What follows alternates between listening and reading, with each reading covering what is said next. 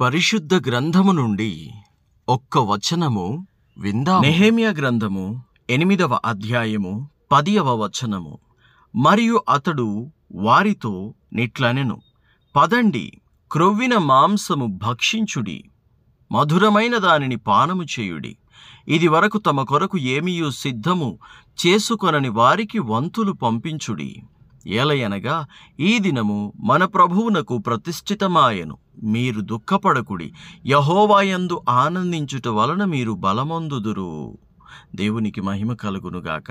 దేవునికి ప్రతిష్ఠితము చేయబడిన దినమున అందరూ సంతోషించాలి, అందరూ ఆనందించాలి. 2000 సంవత్సరాల క్రితం మనకు నియమించబడింది రక్షణ. 2000 సంవత్సరాల క్రితం మనకు నియమింపబడ్డాడు పరిశుద్ధాత్మ దేవుడు. కాబట్టి ఇది పరిశుద్ధాత్మ దేవుని కృపాకాలముగా మనము ఎంచుకొని కృపాకాలమును మనము ఆనందించాలి. రక్షణ లేని వారిని కూడా రక్షణలోనికి నడిపించాలి. వారు కూడా దేవునిలో రక్షణను చూచి ఆనందించాలి.